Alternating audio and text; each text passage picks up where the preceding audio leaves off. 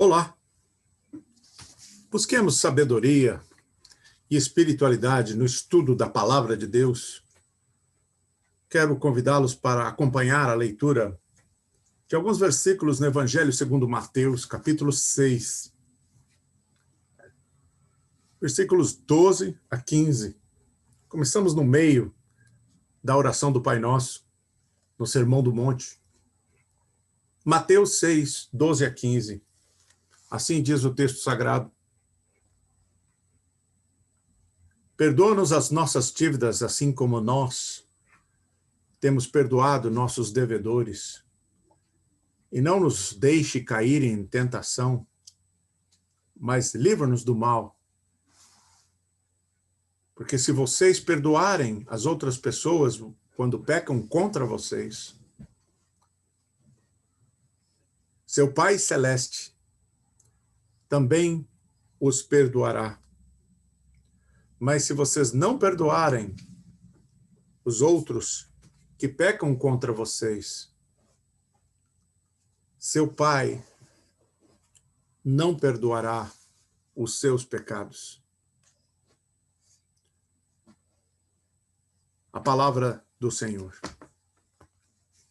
Graças sejam dadas a Deus. Vamos orar. Senhor nosso Deus, pedimos a Tua bênção nessa hora, para que sejamos iluminados ao contemplar a Tua luz. Traz-nos, Senhor, a Tua instrução, nutre a nossa alma. Nós te pedimos, em Cristo Jesus. Amém.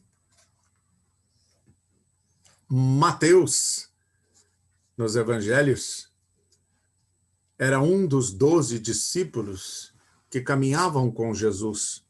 Mateus Levi, um publicano, um coletor de impostos, que teve um encontro transformador, um encontro que mudou a sua vida com Jesus. Ele não foi mais o mesmo. E eu pergunto a você, você já teve um encontro transformador com Jesus? Ou tudo não passa de religião para você? Eu pergunto isso não para aborrecê-lo, mas porque eu lhe desejo o melhor.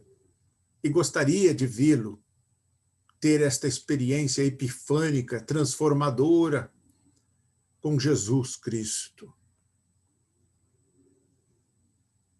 É algo que eu acredito todos nós deveríamos refletir um pouco.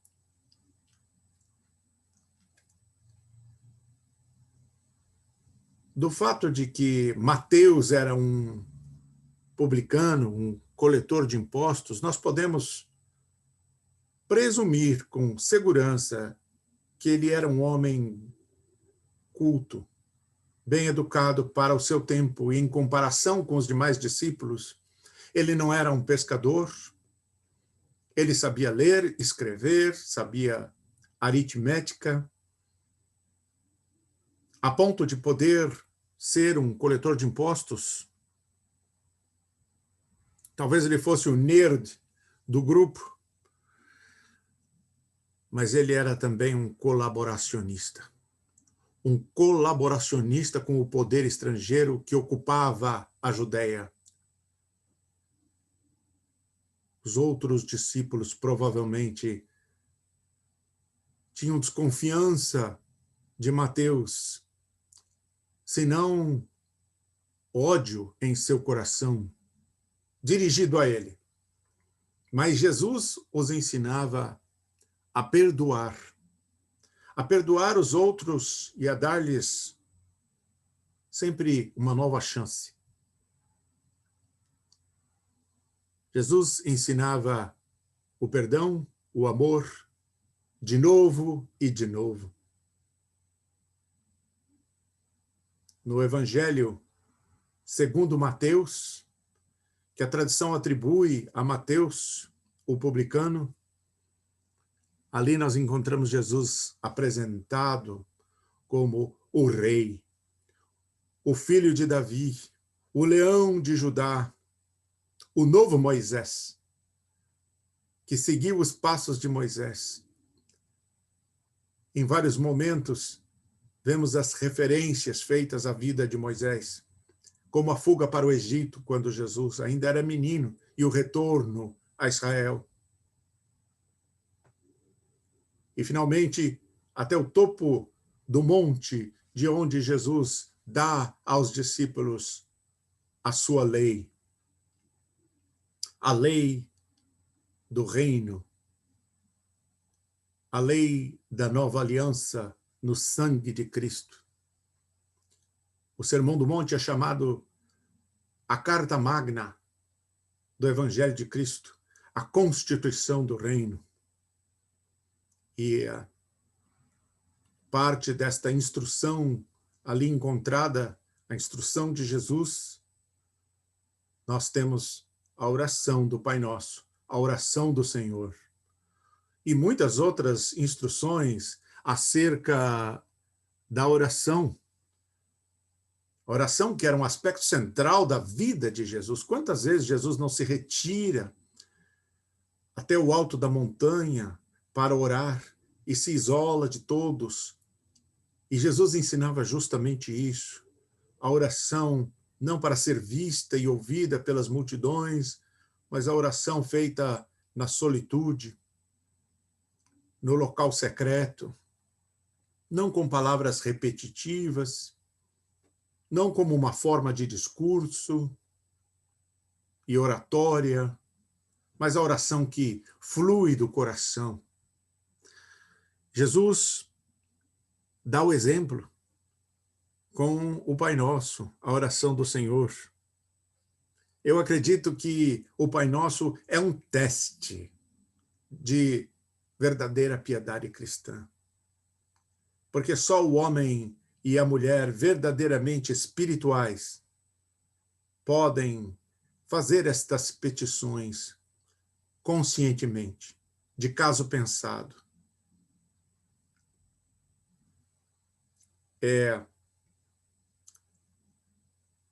No Didaquê, o Ensino dos 12 Apóstolos, um livro do ano 100 depois de Cristo, um livro do primeiro século, na igreja primitiva, e que muitos pais da igreja consideravam forte candidato a ser parte do cânon do Novo Testamento.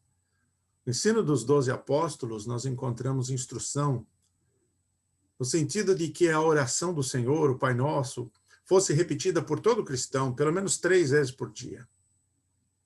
Mas Jesus disse que não deveríamos repetir como se fosse uma fórmula mágica, como se houvesse algum poder na oração, apenas nas palavras sendo ditas, mas devemos sim repetir a oração do Pai Nosso para que o seu sentido penetre em nossa mente, para que penetre a nossa alma e nós sejamos transformados por esse ensino. Nós não vamos aqui dedicar tempo para expor cada uma das frases que compõem a oração do Pai Nosso. Deixaremos isso para uma outra ocasião. Mas falaremos aqui sobre esta petição central. Perdoa-nos as nossas dívidas, assim como nós perdoamos aos nossos devedores. Essa petição central talvez seja a mais importante de todas as fundamentalmente importantes petições presentes no Pai Nosso. Porque quando pedimos isto, estamos pedindo por misericórdia. Estamos pedindo a Deus que tenha compaixão de nós, que tenha misericórdia de nós, confiando na sua graça, confiando no seu amor. É a mais importante oração. Como aquela do pecador, que batia no peito e dizia: "Sê propício a mim, Senhor, um pecador. Senhor, tem misericórdia de mim, pois sou um pecador." Dá-me o teu perdão. Nenhuma oração pode ser mais importante do que esta. Toca no ponto crucial do Evangelho, o perdão de Deus oferecido no sangue de Cristo Jesus, nosso Salvador. Mas Jesus fala de perdoar dívidas, algo impensável para os gananciosos, para os avarentos, sair por aí perdoando dívidas das pessoas, dos devedores, ou quem sabe todos nós, treinados para viver na sociedade moderna, consideramos um tanto contraintuitivo essa ideia de perdoar dívidas. Perdoa a minha dívida, Senhor, assim como nós também estamos sempre perdoando aqueles que nos devem. Mas mesmo no Antigo Testamento, ou como alguns preferem, no Primeiro Testamento, na lei de Moisés, nós encontramos a lei, a instrução acerca do perdão das dívidas, a cada 7 anos, como prática do povo de Deus, e a cada 50 anos. Então, em termos muito mais fortes, o ano do jubileu, que nunca foi proclamado em Israel. Leis que nunca foram colocadas em prática, mas que faziam parte da aliança com Deus, da aliança mosaica. A ideia por detrás desta lei mosaica era evitar a possibilidade de pobreza permanente para todas as famílias de Israel. E dar a todos uma chance de recuperação econômica.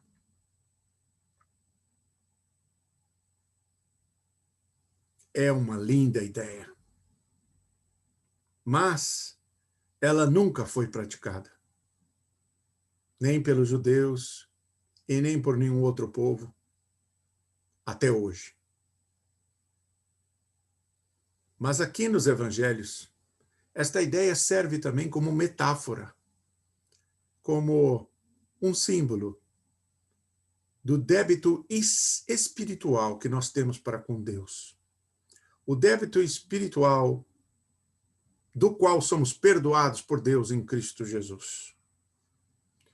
Jesus também ensinou aos seus discípulos uma parábola, chamada a parábola do servo incompassivo, o servo sem misericórdia. Ela está no Evangelho segundo Mateus, capítulo 18, a partir do versículo 23. Depois, eu recomendo que você leia. E lá você vai encontrar o mesmo ensino. Jesus conta a história de um rei que perdoou a um de seus servos, mas este servo não perdoou uma dívida muito menor que um outro, seu colega, outro servo tinha para com ele. Lembremos as palavras daquele rei que representa Deus na parábola. A Bíblia diz que ele chamou o seu servo e lhe disse: servo mau, servo perverso, eu cancelei a dívida que tu tinhas comigo, porque você implorou, porque você não teve misericórdia do seu colega, outro servo, colega seu, assim como eu tive de você. Por isso nós encontramos esse epílogo que lemos logo após a oração do Pai Nosso, em que Jesus diz com todas as letras: porque Deus perdoará aqueles que perdoam os seus semelhantes. Mas Deus não perdoará aqueles que não perdoam aos seus próximos. Qual é o sentido disto? Há muita controvérsia. Muitos veem como uma condição para o perdão de Deus, como se fosse uma relação de causalidade. Se você perdoar, Deus te perdoará. Mas não é assim que funciona, e não é isso que eu creio seja o ensino fundamental dessa passagem. O que está aqui sendo descrito é a vida do discípulo de Cristo. É a vida da pessoa que nasceu de novo em Cristo e em quem Cristo vive. É a vida vivida no Espírito. Essa pessoa não é apenas perdoada, ela também é perdoadora. Ela é perdoada e ela é perdoadora porque pratica o perdão no poder e na presença de Cristo. O Cristo vivo. Todos nós temos dificuldade de perdoar alguém em algum momento de nossas vidas. Isso é perfeitamente compreensível, é razoável. E, no entanto, se nós verdadeiramente temos Cristo em nosso coração, como Senhor de nossas vidas, então é de se esperar. A expectativa é de que, eventualmente, o perdão aconteça e que o perdão seja concedido. Se você não pratica o perdão, então é provável que você nunca foi impactado pela imensidão do amor de Deus. Que você nunca realmente compreendeu a vastidão da graça e da misericórdia de Deus. Porque quando a pessoa entendeu a graça e a misericórdia de Deus, é apenas natural que essa pessoa seja humilde e misericordiosa também. Sejam perfeitos assim como Deus é perfeito, disse Jesus. Sejam misericordiosos, assim como Deus, vosso Pai, é misericordioso, disse Jesus. E é por isso que o grande teólogo canadense Eugene H. Peterson, o autor da famosa paráfrase bíblica A Mensagem, tão amada pelos cristãos em todo o mundo, e que eu recomendo, ele traduz este versículo, Mateus 6,12, essa parte do Pai Nosso, dizendo assim: mantenha-nos, Senhor, perdoados e perdoadores. Mantenha-nos, Senhor, perdoados e mantenha-nos perdoadores. Sim, porque é uma petição. É uma petição, é um pedido.